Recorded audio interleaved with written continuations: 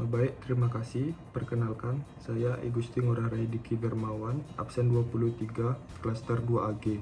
Nah, pada kesempatan kali ini, saya akan mensimulasikan suatu video tentang suatu kasus, di mana kasus tersebut merupakan gigi impaksi, kemudian akan dilanjutkan dengan perawatan odontektomi.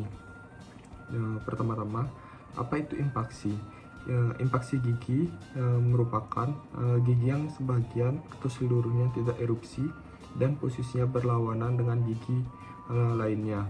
Jalan erupsi normalnya terhalang oleh tulang dan jaringan lunak, terblokir oleh gigi tetangganya, atau dapat juga oleh karena jaringan patologis.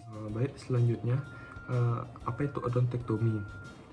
Odontektomi itu merupakan pengambilan gigi dari soketnya setelah pembuatan flap dan pengurangan sebagian tulang yang mengelilingi gigi tersebut. Tahapan odontektomi meliputi yang pertama pembuatan flap, kemudian dilanjutkan dengan pemaparan tulang dan pengurangan tulang, kemudian dilanjutkan dengan ekstraksi gigi atau akar gigi dengan elevator atau tang, dan yang terakhir dilanjutkan dengan suturing dan perawatan post operasi. Teknik anestesi yang digunakan di sini adalah mandibular anestesi, di mana saraf antara anestesi antara lain nervus alveolaris inferior dan nervus lingualis. Kemudian dilanjutkan dengan anestesi infiltrasi anestesi, yaitu saraf yang terkena itu adalah nervus buccalis. Nah, selanjutnya saya akan menjelaskan tahapan dari odontektomi. Yang pertama, persiapkan alat dan bahan. Alat yang pertama di sini ada sikat, yaitu untuk menyikat tangan operator. Kemudian ada handuk untuk mengeringkan tangan. Kemudian ada lap putih. Selanjutnya ada clamp, dart, masker, handscoon, sonde, kaca mulut, eskavator, pinset, mirbekan, spide, scalpel dan blade nomor 15, bone file, cytojet, suction tip, cheek retractor, respiratorium, stretch, contraingeal, fissure bur, bend, tang mahkota, needle holder, needle, pinset chirurgis, scissor dan artery clamp. Selanjutnya bahan-bahan yang digunakan yaitu yang pertama ada sabun cuci, kemudian ada alkohol 70%, kemudian ada betadine solution 10%, kemudian ada pH kain, kemudian ada vaselin, ada larutan salin, ada benang atau sutur, kemudian spongiostan 2 buah, tampon dan kasa. Ada juga emergency kit, yaitu berupa adrenalin 2 mg, kemudian tabung oksigen dan spet 1 cc. Selanjutnya yaitu sterilisasi alat, bahan, dan juga operator.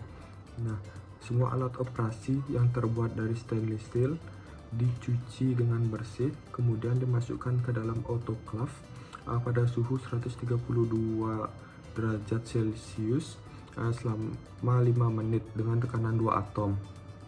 Kemudian alat-alat yang non stainless steel dimasukkan ke dalam autoclave dengan suhu 121 derajat Celcius dengan tekanan 1 atom selama 20 menit. Kemudian dilakukan sterilisasi juga pada meja dan dental chair, yaitu diolesi alkohol 70%. Selanjutnya yaitu sterilisasi operator, yaitu pertama cuci tangan dan lengan dengan sabun, kemudian bilas pada air mengalir. Kemudian ambil sikat halus dan beri sedikit sabun, kemudian gosokkan pada telapak tangan, kemudian pada punggung, kemudian pada buku-buku, sela-sela, kuku, jempol, dan yang terakhir pergelangan. Kemudian bilas pada air mengalir. Kemudian keringkan dengan handuk steril. Kemudian bilas dengan alkohol 70%. Selanjutnya menggunakan masker. Selanjutnya dilanjutkan dengan menggunakan handscoon. Nah, di sini jika handscoon itu robek, maka handscoon harus diganti dengan yang baru.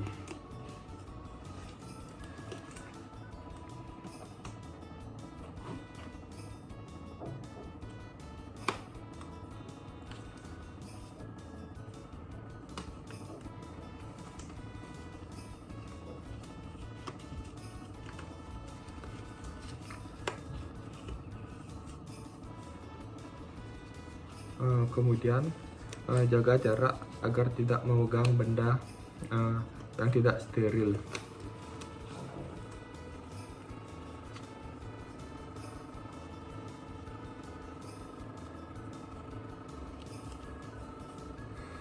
Persiapan alat yaitu meja, tempat alat, dan dental table diolesi dengan alkohol 70%, dan juga pada suction tip, pada low speed, dan juga pada high speed diolesi alkohol 70%. Kemudian alat-alat yang sudah steril disiapkan di meja dan diatur alat sesuai dengan urutan kerja.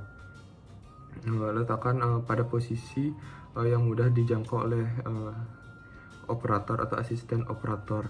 Kemudian alat yang steril jangan dicampur dengan alat yang tidak steril. Persiapan pasien.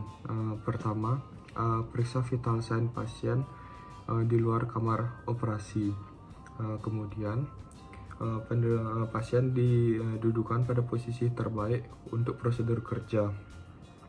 Selanjutnya dilakukan asepsis ekstraoral dengan betadine 10% dan alkohol 70% di sekitar bibir, mulai dari regio yang akan dilakukan operasi.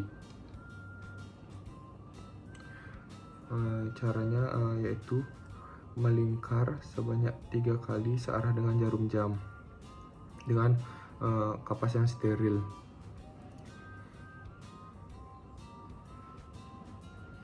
Kemudian dilanjutkan dengan alkohol 70%. Ini fungsinya untuk membedakan antara daerah yang steril dan tidak steril. Kemudian asepsis intraoral dengan betadine 10%. Selanjutnya diolesi dengan vaselin pada bibir pasien supaya tidak kering. Dan yang terakhir, tutup wajah pasien dengan menggunakan dak steril dan hanya pada bagian yang dioperasi saja yang terlihat. Selanjutnya dilakukan anestesi. Teknik anestesi yang digunakan adalah mandibular anestesi. Pertama, siapkan spike dan juga PHKN.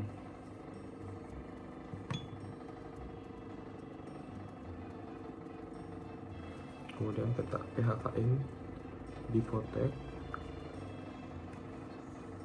Kemudian buka tutup spike.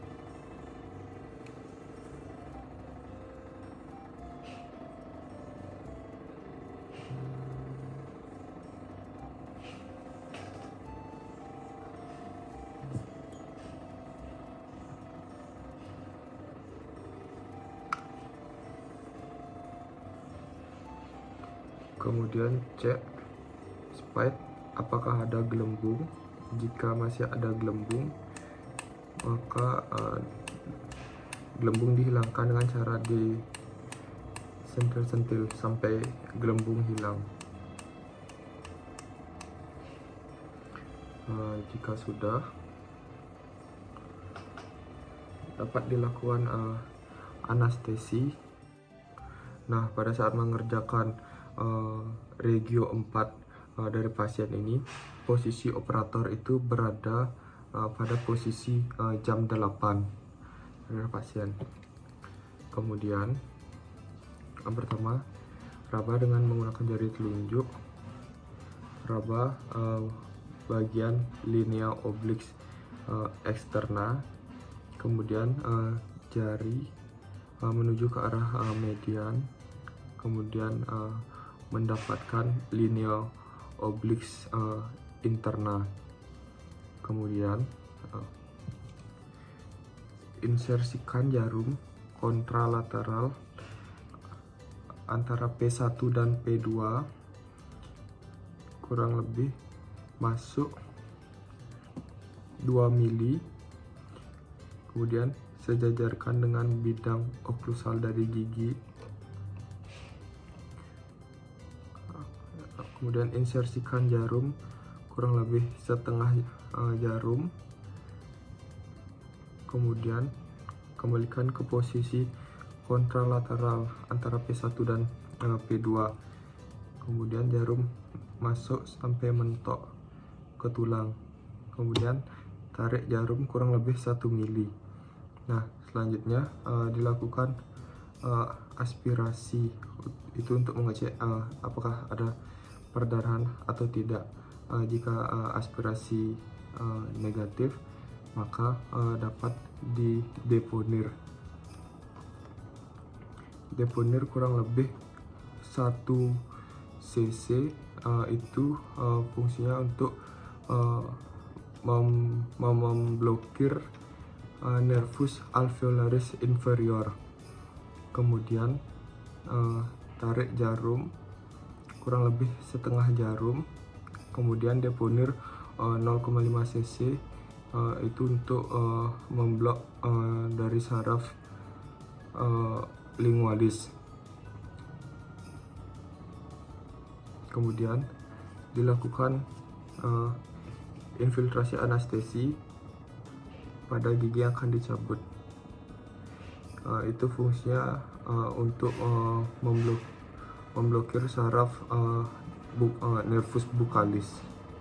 Baik, jika anestesia sudah bereaksi, maka dilanjutkan dengan pembuatan outline dengan menggunakan sonde, yaitu pada bagian distal dari gigi 48 mengikuti cervical line sampai dengan gigi 37. Kemudian dilanjutkan dengan insisi horizontal dengan menggunakan blade dan scalpel nomor 15, dimulai dari ramus ascendent ke distal gigi 48 sampai distal 37 secara kontinu atau tidak terputus. Baik, langkah selanjutnya yaitu pembukaan flap. Nah, flap dibuka sesuai dengan insisi dengan menggunakan respiratorium, yaitu dari bagian bukal sampai distal gigi 48 dengan melibatkan periosteum sampai nampak tulang dengan tanda berwarna putih dan sedikit perdarahan. Kemudian selanjutnya yaitu pengambilan tulang. Nah, pengambilan tulang ini dilakukan pada bagian bukal dari gigi 48 sampai di bawah kontur terbesar dari gigi 48 dengan menggunakan visur Longseng-Burr. Ini fungsinya untuk memudahkan lapangan pandang pada saat melakukan pencabutan gigi. Ini dilakukan tanpa tekanan serta dilanjutkan dengan irigasi dengan menggunakan salin. Setelah tulang diambil, gigi dapat digoyangkan dengan menggunakan bin tanpa mengeluarkan gigi.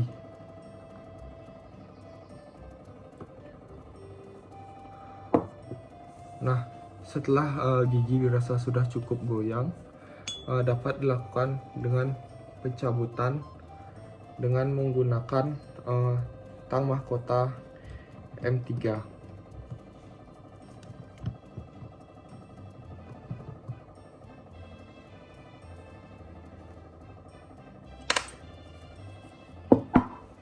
Tahapan selanjutnya yaitu dilakukan debridement. Debridement ini fungsinya untuk menghaluskan tulang yang tajam.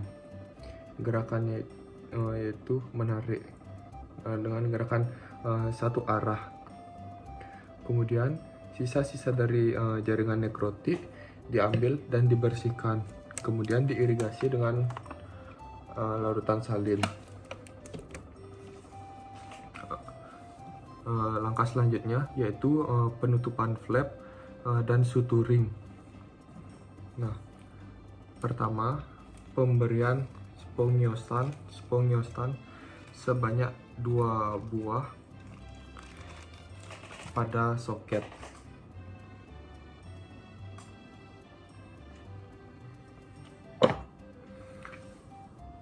Selanjutnya flap dikembalikan pada posisi semula. Bila ada overlapping maka harus dipotong, kemudian dijahit dengan sutur atau seal. Nah, jahitan di sini tidak boleh terlalu kencang dan juga tidak boleh terlalu longgar. Penjahitan dilakukan dengan 2 buah, yaitu pada bagian distal dan pada bagian mesial dari gigi 48. Operasi selesai. Post operasi, instruksikan pada pasien. Yang pertama, gigit tampon kurang lebih 30 menit. Kemudian luka bekas operasi tidak boleh dihisap atau dimainkan dengan menggunakan lidah. Jangan juga mengunyah pada bagian yang luka, gunakan pada sisi sebelahnya untuk mengunyah. Kemudian diet makanan lunak. Selanjutnya tingkatkan oral hygiene. Kemudian istirahat yang cukup, jangan berkumur terlalu keras. Kemudian obat diminum sesuai dengan petunjuk yang telah diberikan. Jaga kebersihan pada bagian luka. Kemudian hubungi operator jika terjadi komplikasi. Jangan makan dan minum panas terlebih dahulu. Kemudian kontrol. Nah, kontrol di sini dibagi menjadi 3. Kontrol pertama yaitu 1 hari setelah operasi. Itu untuk mengetahui kondisi jaritan dan komplikasi pada post odontektomi dan melihat apakah terdapat reaksi alergi terhadap obat yang diberikan. Kemudian kontrol kedua yaitu 3 hari setelah operasi. Itu fungsinya untuk mengetahui apakah ada infeksi dari post odontektomi. Dan kontrol yang ketiga yaitu 7 hari setelah operasi untuk mengetahui efektivitas dari obat dan membuka jahitan. Baik, sekian simulasi video dari suatu kasus odontektomi yang dapat saya sampaikan.